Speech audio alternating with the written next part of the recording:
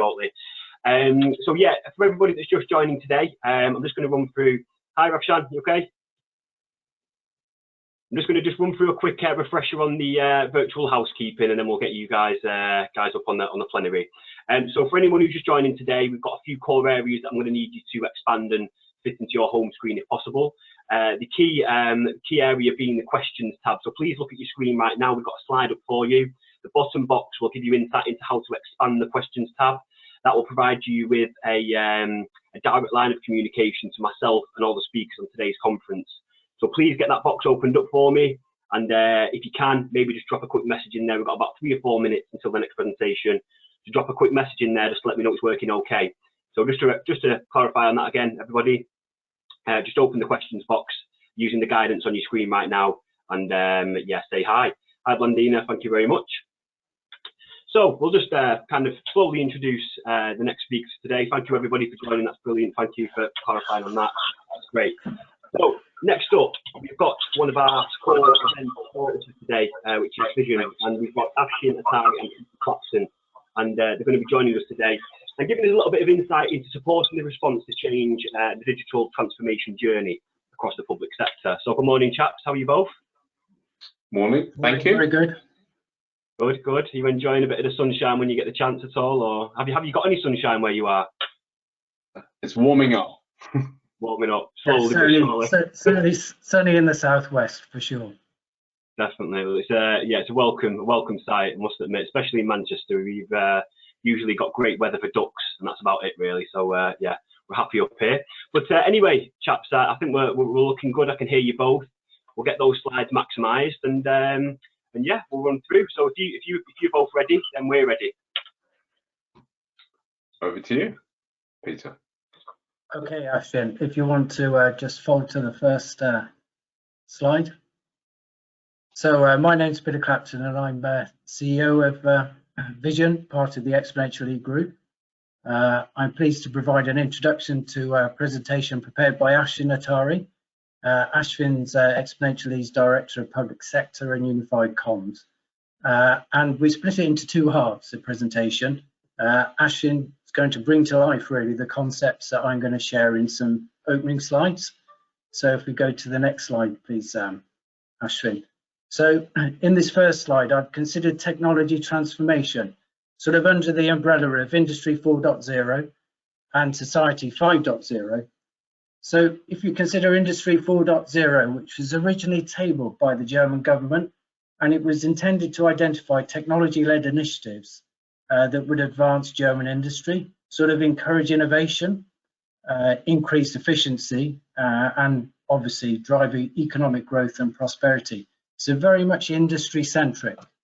A few years after Industry 4.0 was devised, Japan considered how technology could be applied to support a more inclusive and smarter society. And they put this under their heading of Society 5.0. And really the focus here was on people and communities. But if you amalgamate the two and look at Industry 4.0 and Society 5.0, they both anticipate a smart society, sort of inclusive, providing economic stability and sustainability, and supporting profitable expansion.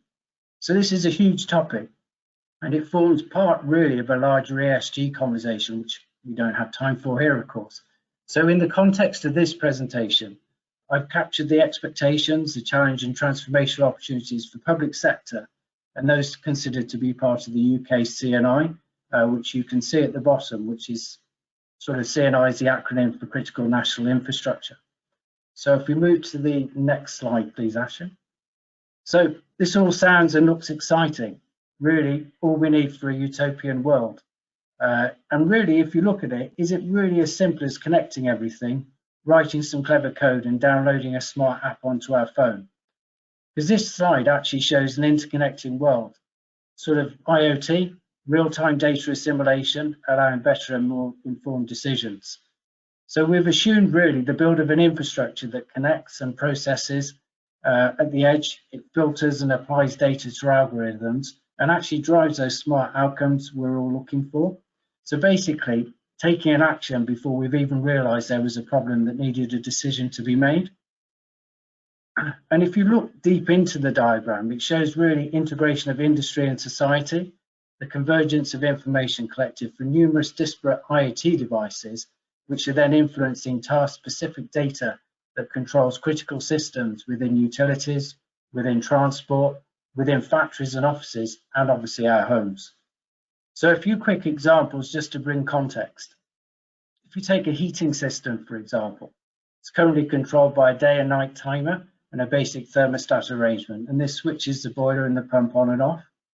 If we can now add the dynamic of tracking people and their proximity to their home or place of work, we can then use data analytics to predict occupancy in buildings, and we can create an agile transformational change to energy use, essentially using now time of day, temperature, and predicting occupancy to optimize the heating system. If you look at it from a utilities perspective, they can take this data in real time, profile it, and predict wider system demand for power. A second example, the ability really to assimilate traffic density, to look at the speed of the traffic, the time of day, the weather conditions, and from that predict accidents before they happen. We can actually enable proactive use of signage, which actually slows or even diverts traffic, and potential immobilization, well, hopefully not, of blue light services to prevent or reduce the risk of a crash. And then if you look beyond that and centrally collate that data, you can share this with insurance. We can have reduced premiums based on where and how we drive. We can also look at prioritizing investments in future road and traffic calming. So all this, it sounds really useful, but there are some practical considerations. The first one being the installation of multiple active edge devices, their connectivity and the technology that we're going to use to connect them, and the data validation. And then really it's our appetite for reliance on automation and trust and faith in the decisions being taken, which are actually based on predictive rather than visible events. So if you go to the next slide. So the key challenges, and this is often reported actually, in fact, if you do any web research, etc., you see that IT and OT convergence are seen as some major barriers to some of the smart and transformational projects. And really it is a convergence of data from two very different network environments. And these environments are known as IT and OT. OT standing for operational technology and possibly less familiar to many people on this conference. If you look at an IT network, they're designed for confidentiality and the integrity of data ahead of availability. And all of us are familiar with bad IT days, where we're unable to connect or we have limited access, sort of frustrating and actually wiping out minutes, maybe even hours of activity. If you then compare that to an OT network, OT networks are all about availability. They're the preserve of critical information systems found in utilities and factories where they connect real-time controls to start and stop a critical process. So OT networks have predictable data flows to start off with. They tend to be air-gapped from IT environments, and they also need to be 100% available and fast. An example being really in utility space, high voltage network faults in this sector are sensed, communicated, and actually cleared in less than 15 milliseconds. They can't have a bad IT day when these critical decisions are being made. So as we look to converge these networks and use data from what are zero trust IoT devices to influence critical outcomes, we need to proceed with caution. You know, the first question is, should we be converging this information? How do we deploy effective cyber security policies that are suitable for both IT and OT environments, which have different demands? A good example, and really stepping away from utilities and the previous slide, is cars. As cars become more intelligent, communicate service updates with the garage is one thing, but actually using the same system to connect to external sensors that control our trajectory as we drive along at 70 miles an hour, slightly more serious. So you could actually determine that a vehicle system is actually a good example of an OT environment.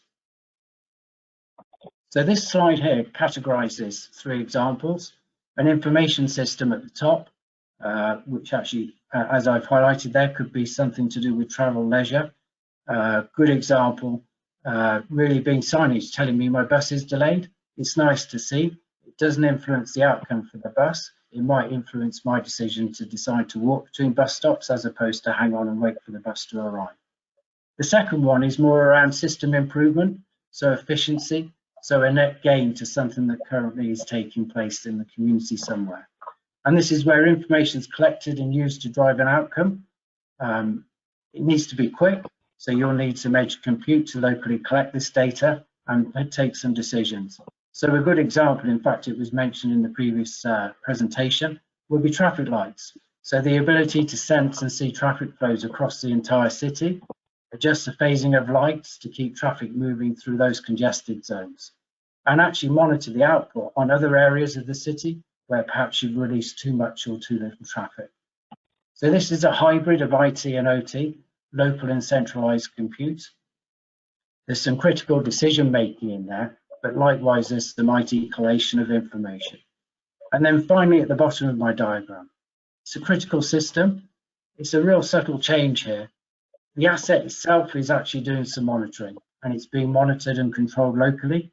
These are critical systems that exist in most utility and factory environments. And the validity of including externally influenced data from IT sources needs to be carefully considered. Essentially, it is a hardcore IT/OT environment rather than an IT environment. So if we go to the next slide, please, Afshin. So if we have a look at our transformational project and some of the core ingredients, the first thing is having real-time access to data. It's actually how you actually apply the data. So do you look at an application software that's bespoke or take something that's actually out in the market and available? It's our appetite for automation. So how far are we prepared to go? What are we going to allow to happen automatically, and where do we want human intervention? And then who our beneficiaries are. So are they internal or external stakeholders? And all these things need to actually then compound into something that's a tangible delivery that's providing benefit that actually you can measure. So is it efficiency? Is it safety driven? Is it generating or saving cash? So if we go to the next slide, please, Afshin.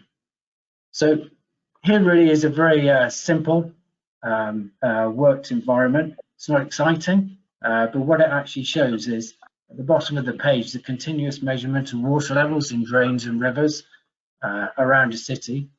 It's using multiple low-power battery IoT devices that can report their location and when the water height exceeds a predetermined level. If we pull this information up into a compute environment and we combine it with a weather report where it's telling us if it stopped raining, it's going to rain, or it's actually going to be a storm, we can then apply an algorithm that actually tells us the likelihood of a flood and where that flood might actually happen. So effectively, we can predict what we're going to do next. So an outcome there really is if we've got maintenance teams on hand, they can be mobilized preemptively to the right place. We can implement changes in traffic signage, so we can close roads, divert traffic. We can even alert emergency services with pumps to clear drains that might be blocked. And then from, let's say, the local council's perspective, we can actually plan future investment decisions on flood defences. We can be more targeted, and we can use, obviously, this real-life data analysis that we've collated. So the question really, is this an OT or an IT environment? You know, what are the principal drivers?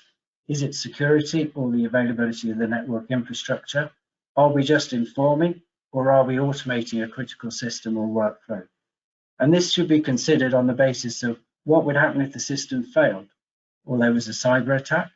And cyber attacks, some people think are, you know, the standard IT attacks. Within an OT environment, they actually include data tampering, where actually you can generate or mask an alert, and the consequence of generating a mask or alert can either prevent you from being able to send a maintenance team out to deal with the flood, or actually mobilize a maintenance team when they're not required.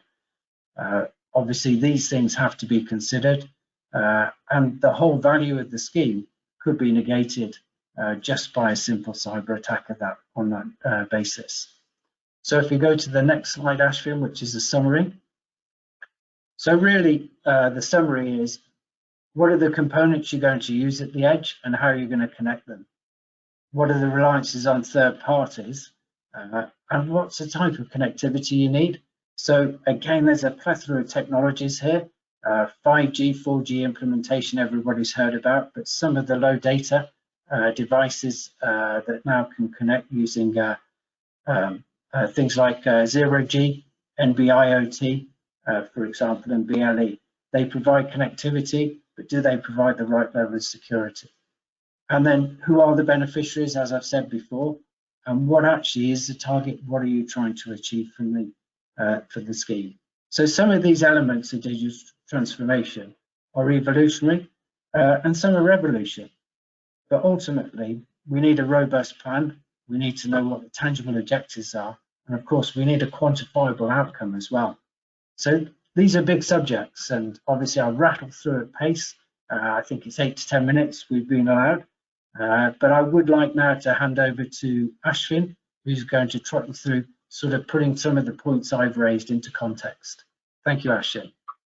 Thank you, and good morning, everyone. Thank you, Peter. Really what Peter has described is a rich tapestry of technology where the challenge for us all is bring that technology into life. So if you look at the public sector has always been focused on delivering outcomes. But with the advent of COVID and the changing dynamics, creating pathways and processes which are more agile have become much more demanding for us over the last 18 months.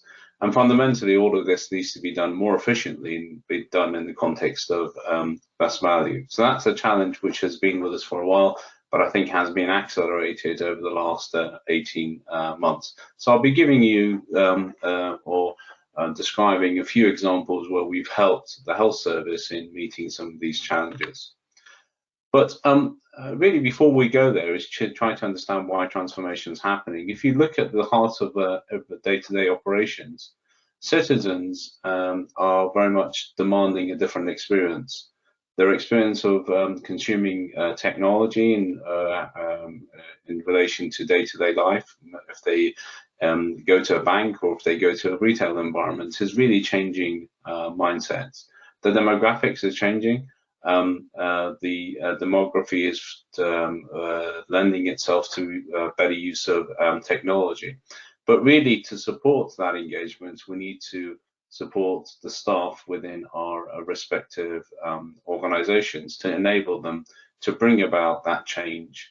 And fundamentally, if you look at the last 18 months, where the landscape has changed, we've had to respond quicker, we've had to think differently, and we've had to be agile. And the challenge for technologists is how do you bring all of that capability into a service model which supports the end user and also the staff which are delivering that service. And all of this wrapped into delivering best value, which has always been a key objective for the public sector. So fundamentally, if you look at this tapestry of technology, it maps across a number of areas, from compliance into software-defined networks where critical national infrastructure comes into play. Do we use the internet or do we not use the internet?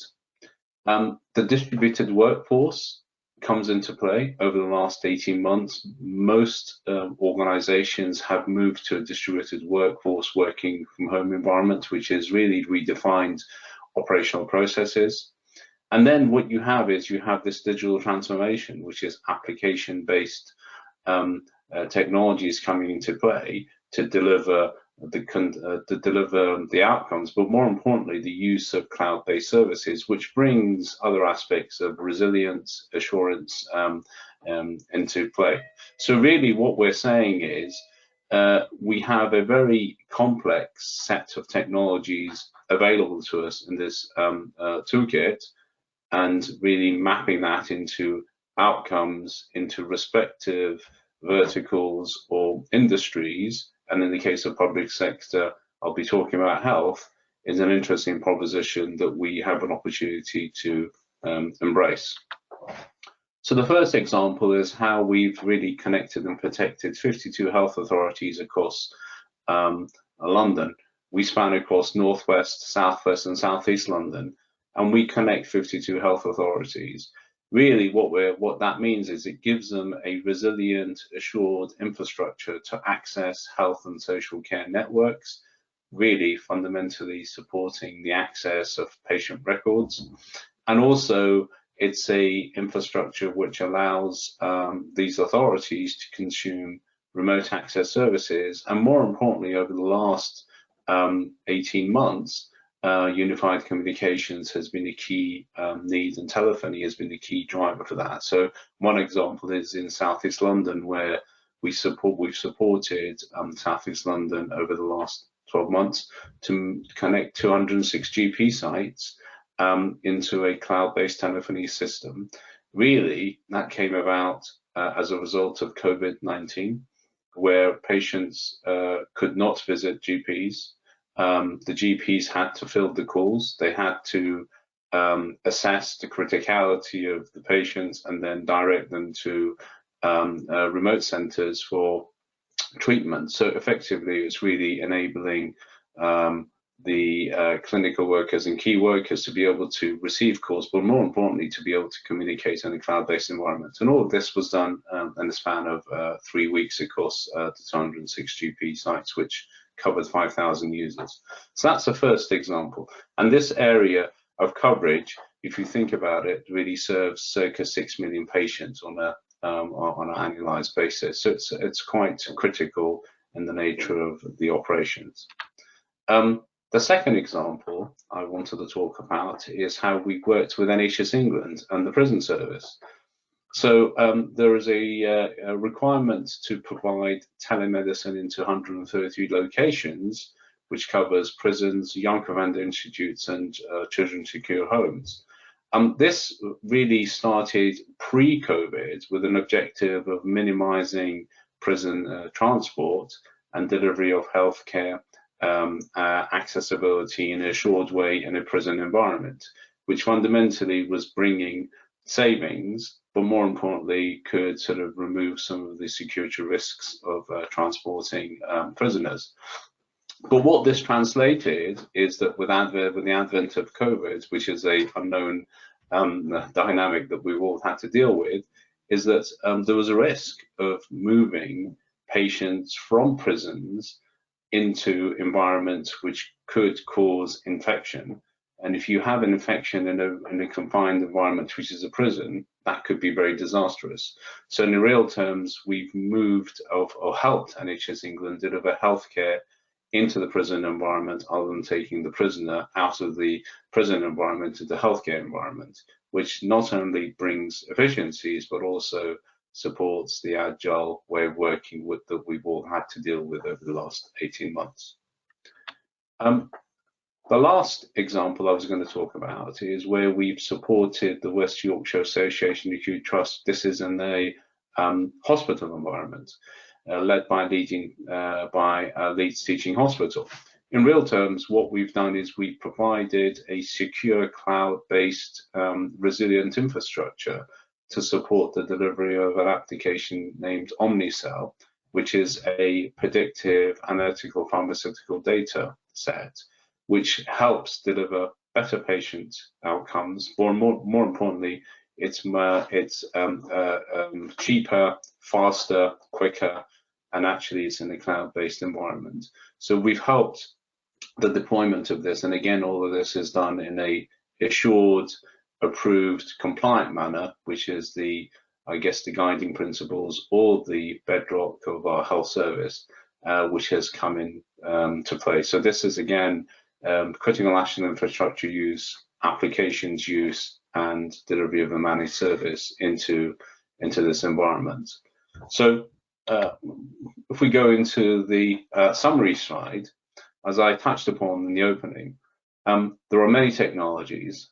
It's changing, it's agile, and I think for us as technologists and service providers, the key question is how we can bring these technologies into life.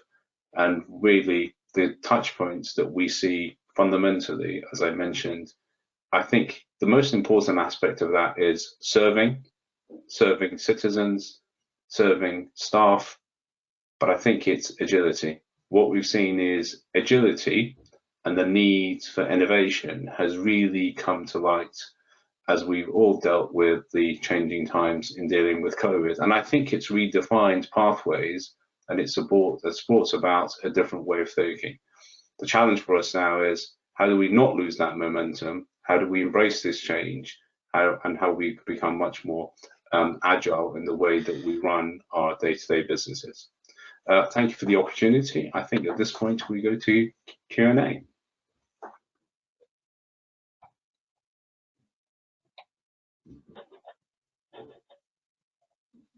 Hi, Afshin.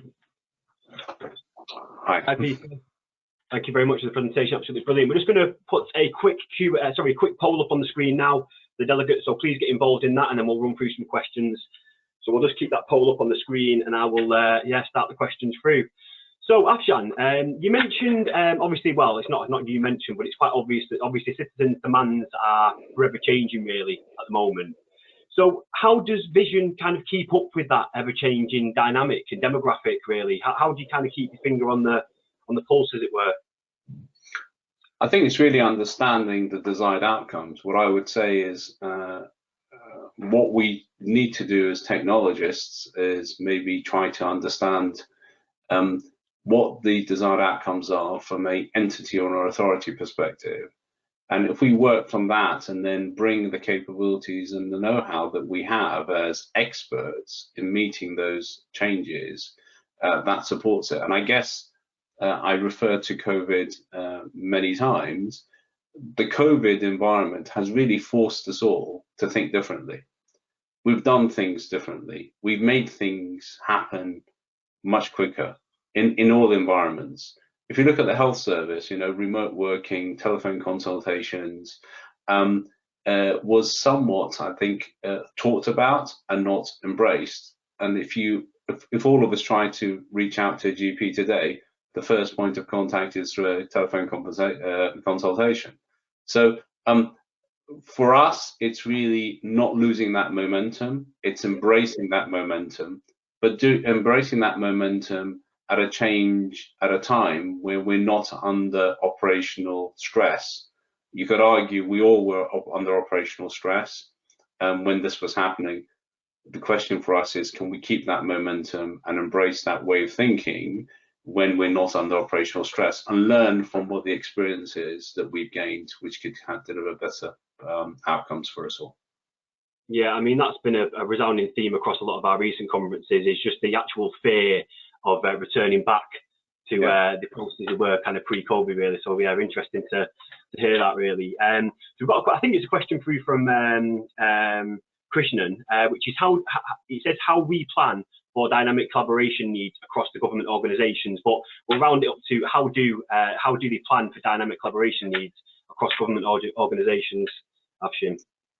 I think the example, it's a health example. If you look at the health HSCN example, which is across 60% of London, that took a lot of planning, coordination, and engagement, really centered with working with NHS Digital as the enablers for that, consultation with the various health authorities which we're going to be consuming that service, baselining those requirements over a period of time.